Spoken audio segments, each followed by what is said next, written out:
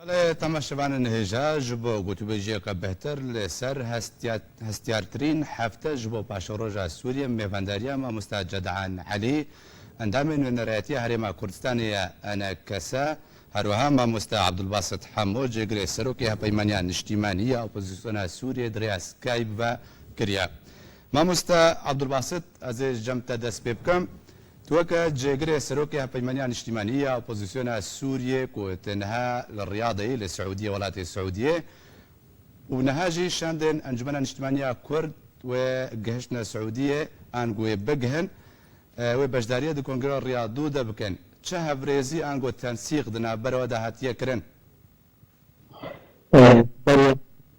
وار باش بو تماشاوان هيجا وميغاني تا ناموس جدعان براستي صبا كونغرا رياضة دول دارت كذي هلبت شاندا كردي يا كتلة كردي للرياضة الشبيدي بالبدرية إيروجي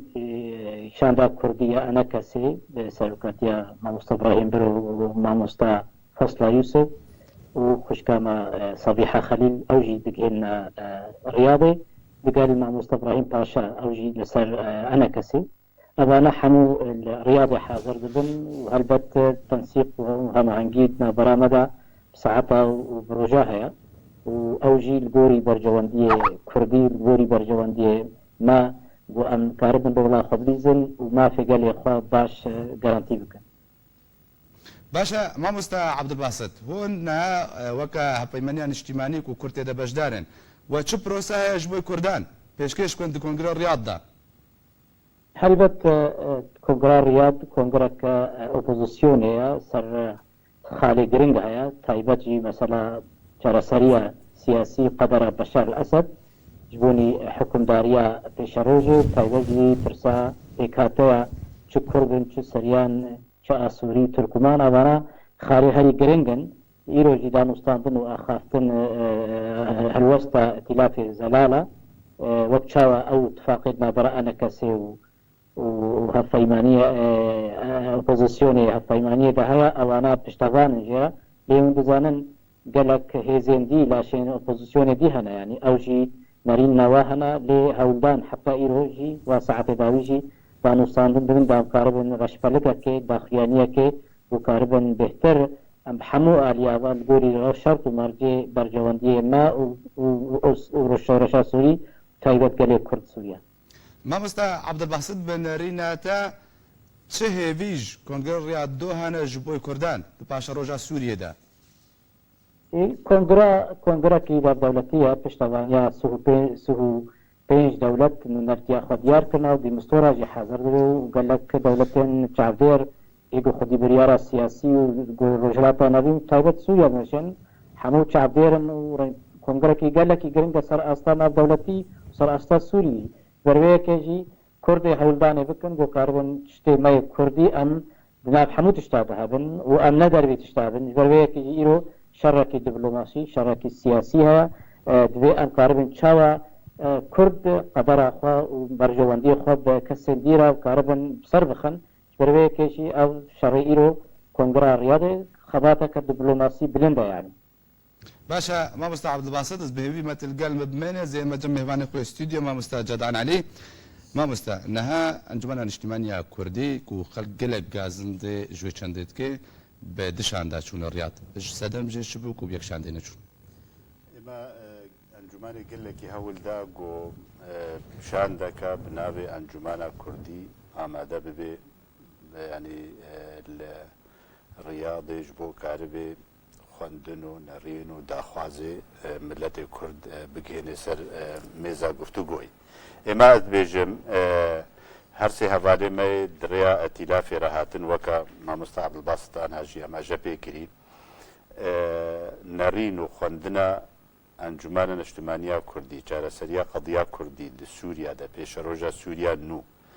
چرنگی چاره سر دبی او البردستی وایا وک راپوره وکا نرین تیبینیا وانا بچیتی دوی اویک یاد دوا وقتی بری دمک شاندک ما انجمانی چو ریاض بوزارت خارجیه سعودی را رونشتو بیرا دانستاندن کرن سر ویبو انو اما کنگره رياض ئەم دخوازن وەکە کورد پیشان دەکە سەر بخۆ حازر بن وی وەختی ئەرێ نەدابوو بەس گوتبوو ئەمێ نەخلی پێکهاتیە سووری بکەن و ئێ گۆڤی کۆنگری برێڤە دەبن ئەمێ دێنە بەردەستێ وا نابێ چرنگی بێ بەس ئێوێ کورد حازر ببن ئەوانە وی وەختی وعد ولۆدا نەگۆ وعدا قەتعی نەدەن نەمەوەکە ئەنجومانی ئانا سێ هەڤالێمە دڕیا تیلافێرە حازر دەبن چار کەسێک کورد وەختێ گۆ بە خوێندن براهیم برۆرە تێ مامۆستا براهیم برۆ وەک سەرۆکی ئەنجومانە کوردی ئێگۆ بە خوێندن ژێرە شیاندنە زانن بێ سیفەتاویە دە ئەنجومانێ دەچیە ئێگۆژ مامۆستا فەسڵارە شیاندن زانن چ پۆستێ ئەنجومانە کوردی ینی کارتێنێ ئانجی سەر چ پۆستەیە و هەروەها هەردوو کەسێکی ترکێژی هەوارەمە ئەو مامۆستا سەبیحە و مامۆستا براهیم پاشە دبنە چار کەسێ ئێمە ئەدبێژم هەگەر بناوێ ئەنجومانە کوردی هەبانە باشتر بوو هەگەر هەبانە شاندەک بناوێ ئەنجومان بەس هەگەر نەبوو و ڕێیا دەرباسکردنە کەسێ ئەنجومانی ئەن کەسێ کورد بناوێ مستەقلینە کوتلا مستەقلینە هەفتەیە کەسن ئەم بێکە چخاسن وێ هەنە کاژوانە دەرباسکن ئێمە ئەدبێژم هەبوونامە بگەلێکی چێترە ژنەبوونێ مامۆستانێ نەها بە بەشداربوونا کوردان بە وی شێوەی کۆنگەر ڕیاد دوودا تب ئەرێنیت بینێن ئەبەدن ئێمە دەبێژم پێویستیاوێ لازمە وەکە بێچاوە بریارە ئەنجومانێش دەستپێکێدا کۆنگرێ وای سیادا حتانی نەها و جواتێ ئەمەنداریا گشتی هەر تاکید دکن و ئێ چه هەڤالێ مەوشاندێ گۆچوونە جیها تاکید دکن و دەبێ ئەنجومان لە هەمە دەڤەرێ گۆڕونشتن چێ دەبێ گفتوگۆل سەر پێشەڕۆژە سووریا بێکاوێ چکن و جارەسەری بچڕەنگیە دەبێ کورتێدا حازر ببن ئێمە ئەم نەڕینامە وایە وەکە ئەنجومانە کوردی نەها هەفت کەس حازرن ئەندامێ ئەنجومانە کوردی کۆنگرێ ڕیاضە کێمە گەرەک ژوورۆ زێدەتر بانە گەرەک شاندەک بلۆگوە ئەنجومانە کوردی با بەستە هەگەر نەبوو نەماناوێنە دەوێیان ئەم هەمت شتی بستێنن یان ئەم دەبژێ قەرن ئەم تجارە دەوێ ئەم هەر جواتێژ بەر چارەسەریە کێشا سووری و قەیرانە سووری و چارەسەریە سیاسی بچڕەنگیە وێلکو دەرێ ڕونشتن چێ ببن دەبێ ئەم وەکە کورد حازر ببن ئەنها ئەڤ یەک ژێ قوناغ باشە مامۆستا بەشداربوونا کورد ئەو شاندن کوچوونە ڕیاد و چه ئەژەندای وانە ئەنگۆ پرۆژە کوردی لە پێش ئەنجومانە کوردی نویساندی هەیە راپۆرێ نویساندی هەنە خۆ ئامادەکردە حازرکردە بەرێژی دلجەم هەڤالێ مە هەرسێ هەیئا سیاسیدا و سەرۆکێ ئەنجومانێ و جگەرا وێنە مامۆستا فەسڵا و هەڤالێ دنجی ئاگاداریە واژ هەفتوو هەیە دەقە بدەقا ڕوونشتنە هەفتوورە دکەن هەفتوو هەڤرە دشێنن جواتێ لەسەر برەنگێ ئەنتەرنێت ئانجی حازر بوون مامۆستا براهیم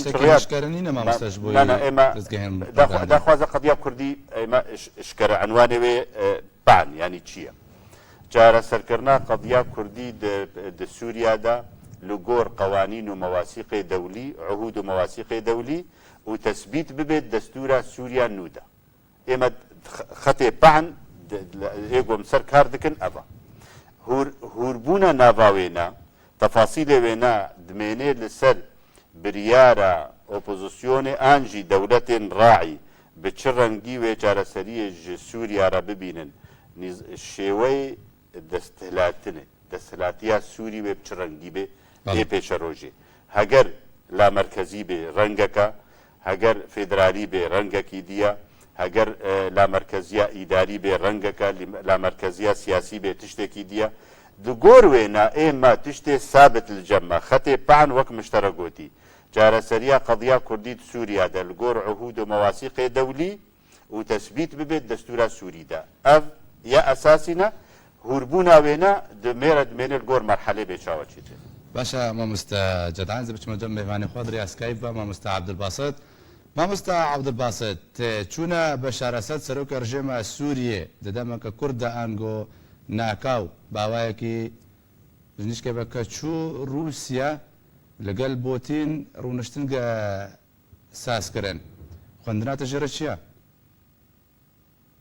بەڕاستی ئەو چوونە بەشار ئەسد سوچی دیار دەبێت و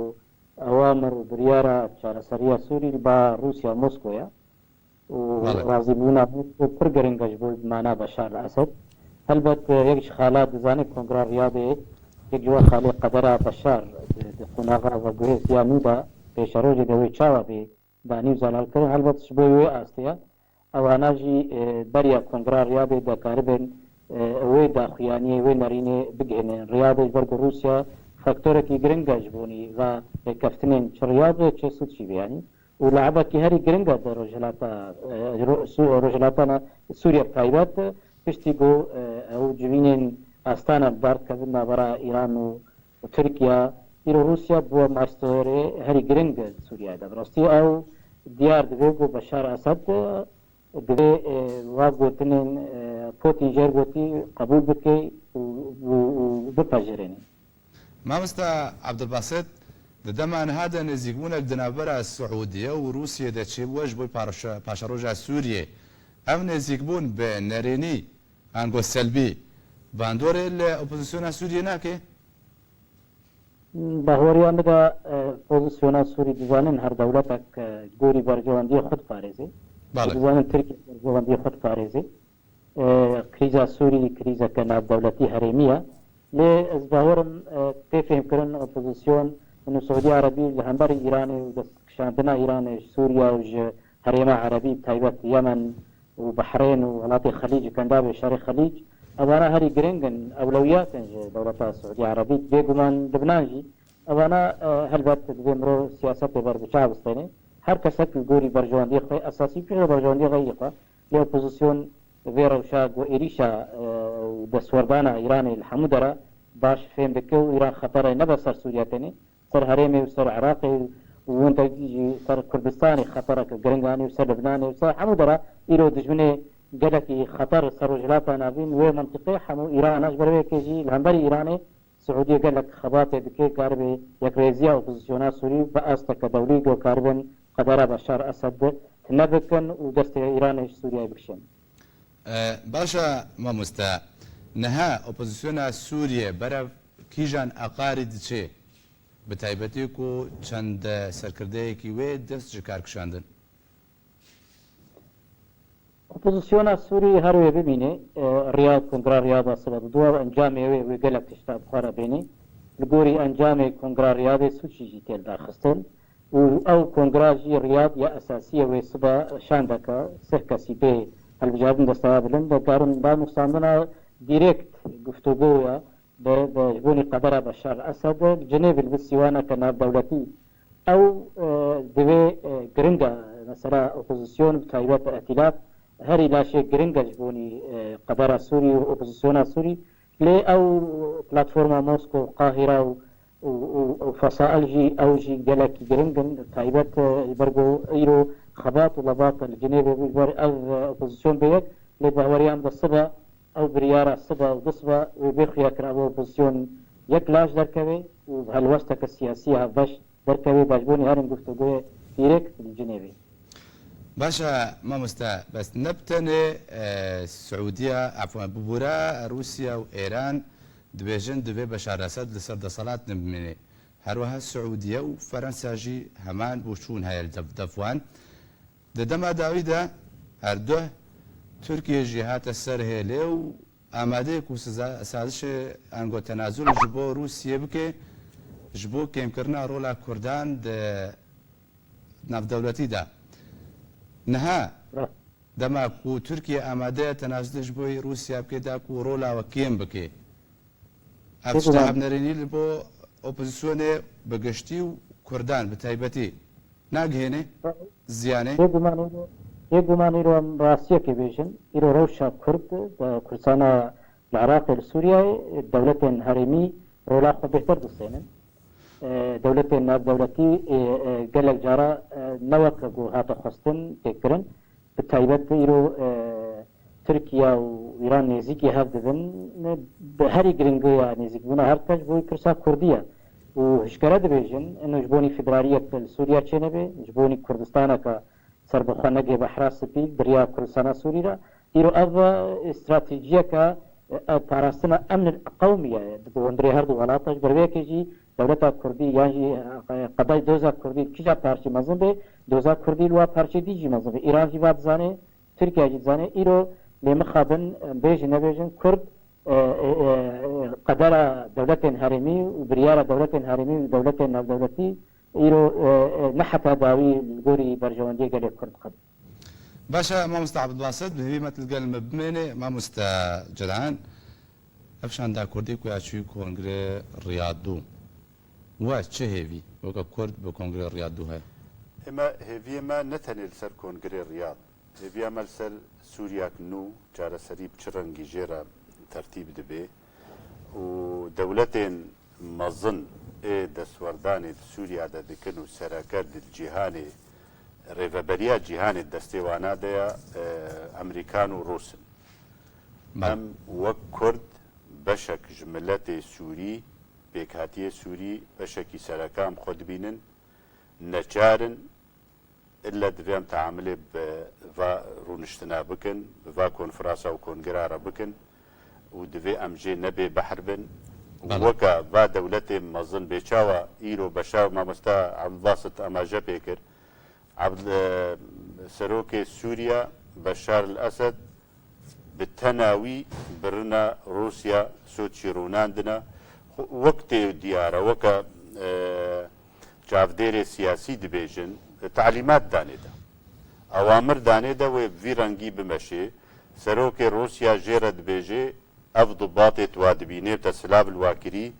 افن ايغو سوريا باراست افن دستلات باراستن ايغو تشتنا كرسيه باراستن يعني تشتيغو اف بيجن ويولو بمشي لسوريا تشتك مليار دستي يعني اما اد بيجم شي هاجر قدر سوريا دستي سوريا تني دبانا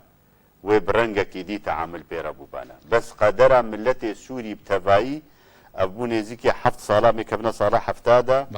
کشتن و خونرج و ویران کرن و کوچبری و نزوح دهندر و دا و تشتك د سوريا دا نما دولة فاشلة ونفوذ دولتها زحف تيدا بونا وقوى أجنبي تيدا زحف بونا دوی چاره سریک جره وردیتن دو قوناغا آنها ریاض دا هیویاما اوا گوگاوا سرکه بی آماده جنیفی را بی به چاوا بریار ورستاندن و اپوزیسیون و دستلات بشار به هفر رونن بریارا بستینن جاره سریا سوری برعایتا دولی طبعا روسیا و امریکا مستكملين روسيا دبيجيك وفلاديمير بوتين سروكي روسيا راوشكاري لقل بشار الاسد كريا جبو باشا روجا سوريا نراوشكاري الجنب كريا اوامر راوشكاري بيكريا يعني اوامر انا اما از قناعتا مده يعني بله. طبعا ما انا الجواتي نحاضر البيجو تخمينه مدى اوامر دانه دا قوتنا امي بفيرنجي وچنا بنا اعتراض بكي وچنا ايشتا شكيتنا امشترى ترتيب دكن سوريا كرسيتا باريزن قوناغا وقوهستي دا تبمين سر كرسيه خو دستلاتا خدا احتمالا امريكان وقت كرم كري انا درابورا ودجو تجولو قوتو ما مستعب الباصج قوت روسيا وايران وتركيا كانت سرخطي دا امريكان سرخطي دا فرنسا للسرات يعني معناه اتحاد اوروبي ومجلس الامن ودولتين هرمي اللي صار خطينا دبيجن واي عربه انه بشار الاسد وكاغو اوبوزيسيونا سوري تخوازي ارحل يا بشار في دميدا ارحل نابي وبمرد قناغا فغوهيزدا يان حتاني انتخابات شببن يان لغور دماغو سر اتفاق شببي او جي ويد جنيف دا اتفاق سر شببي نل الرياض نها ترتيبات ادارينا مبادئ اولیه و ورنه دانین و چاوا وفد شی ببی و پیکاتی سوری چه بخوازن بچرنگی بس على وقت خویا کرن انه دویهن نبیجن نا صوربن لسر یان بشار الاسد دوی نمینه یان قیمه منه على الاغلب نولو بی و قبول بکن بقوناغا و گوهیزدا بشار الاسد بمینه سر دستلاتی اپوزيسيونا سوري بفيرنجيا يعني ما بستا بريك كفتن بشار الاسد وراضي به وهذا اساني دست جد صلاه بشار الاسد جروجا قيرانا سوري دست بكريا بريا راوي كتيا دست ايرانيا وروسادا روسي دوليا ويدباريزن مجلس الامن ده بفيتو خوا وبسلاح خوات تبيني جيش روسي وسلاحي وينا وعسكري وينا تينا كشتنجي دروس سوريا دا وايران وحزب الله افن ايجو بشار الاسد باراسنا افن اي بريار دستي وادا بريار دستي بشار دنينا بنسبه جار سريا سوريا دا اوي بس سر كرسي بميني برجوانديه في هر سي طرف با طرفين جدربا روسيا وايران بتايبتي وحزب الله طبعا شاغك انجي دستك ايرانيا شغل سوريا وعراقي ولبناني وفادا بريدي يمني وان درادا بانهم بمن سر كرسي خو او جيره مهمه تشتكي دي جيره مهم نينا سوريا نما ويران بويا ملتي وي بريجان بويا نيفي ملتي وي يان كوچبر بويا يان نازح بويا نيفي سوريا وي خراب بويا اقتصاد نمايا تشتك دندروي سوريا ده نمايا وهيجي مصره دفي سروك بي دفي بمن سر كرسي خو يعني ايجو كرامت بيرهبا وايجو جخوا فدي كربانا وهكا راست قيمتي ملتي وي جم هبا ملتي قيمتي سوريا الجم هبانا قبول نذكر افرنجي هاني اف ويران كرو اف خرابيه هات بسري سوريا بس هيجي مصر واف دولتين برجوانديه واب بنظام بفيرنجيرا برجيم بفيرنجيرا وات باريزن يعني دسبيك ده جزء اما دام دبش قال سوريا بكم قرباني جبوي خاطرك وسر دسلات بميل تشتكنا نوا بشار الاسد هاجر روسيا وايران او نباراست بانا 24 ساعه ند سر كرسي في اوبوزيسيونا بامكانيات خوي قلكي قلس وبوادر كتنا جعدا وبدنجي خلكي وايجو باند كرن دفيت دركبي بصد هزار خل دركبنا جعدا بويرنجي ويقول باند بانا بس الاخري فت اللي تشيبون مسلحين هاتن داعش هاتن ارهابي هاتن او مخابرات خو ارهابيه خو دخسنا ناف اوبوزيسيوني مساري معارضي هاتا جوهرتن رنگي شورشا سوري هاتا جوهرتن ان هاج رنگي شورشتيه دركتيا دفي چارسريك جيره وريديتن ام وك كرد دا خوازا ما چارسريك جخيرانا سوريا وريديتن ما في كرد دا باراستي بن مثبت بن دستورا نوا سوري دا باشا ما مستا عبد الباسط زي ما دفتا داويترين برسيار هپیمانیان اجتماعی اپوزیسیون سوریه داخویانیک بلا کرده دا گو دستوردان گو لیدوانن روسیا درباره کسین کو بجدار یان آریان بجدار د کنگره ریاض دا جه نجه قبول کرنن گوجی کو روسیا تخوازی دستوردان کنگره ریاض دب کی رول کی تدبینه او رولا کو روسیا تخوازی د کنگره ریاض دو دب بینه چرا لکا چا تخوازی رول بینه هذه وقت مقوت يعني كونغرا رياض كونغرا ك نحكا داوي دلي روسيا يا روسيا دخل اوبوزيسيوني بن سيوانا جنيف دور بخي سيوانا دولتين تركيا وايران دا وكريزا سوري بخي كريزا كهرمي نكريزا كنا دولتين طيبت او دسكفتيا جنيف اوبوزيسيون قريب صدو بيسو دولات بشتغاني بكن بريارين جنيفا درخي ودوي بشار اسد قناغا بغريزا حكم انتقالي دناميني او انا بهولدان بون قالك بلاتفورم هاتن بيش خستن باش بوني بيجن قالك لاشي بوزيسيوني انا ابدا سوردانا روسيا بحمو دولتان مجلس الامن باعتراف كر بوزيسيونات سوري ممثل الشرع الوحيده انه او بريار باش خستن وبرابيتي كرن دفا ركفتنين شا استانا بيش ايجو نهاسوشي بدار خي ولكن بريارة روسيا غوري بريارة برجواندية بهتر فرسنا بشار أسد ليه أوبوزيسيون جي الوسطى خديار كر أنه روسيا دسوردان إنك أف كونغرا كي نجتماني هزين أوبوزيسيونات سوري الدارد كبيش بربيك جي نجمع فيها لما بيجي ولا فلان كاس تندراوا ونتندراوا ولا خاندن هاتي كرنج قال كار هناك جي خدوا باش كرن بيقومان باسترك روسيا أو باش خصنا هناك بهتر أجر قربك داغو وفي كونغرا رياضي ضعيف القلص بك وبأنجام مازن بركة باجبوني سركفتنا مازن كونغرس الشيبي باشا قالك سباز جبو ما مستعب الباسط حمود جري سروكي بيمانيان اجتماعية اوبوزيسيون سوريا كودريا سكايب والقن من بو هروا سباز جبو ما مستجد عن علي اندامين من رأيتي هرما كردستاني انجمنا اجتماعية كردستان يا كردي لسوريا دس خوش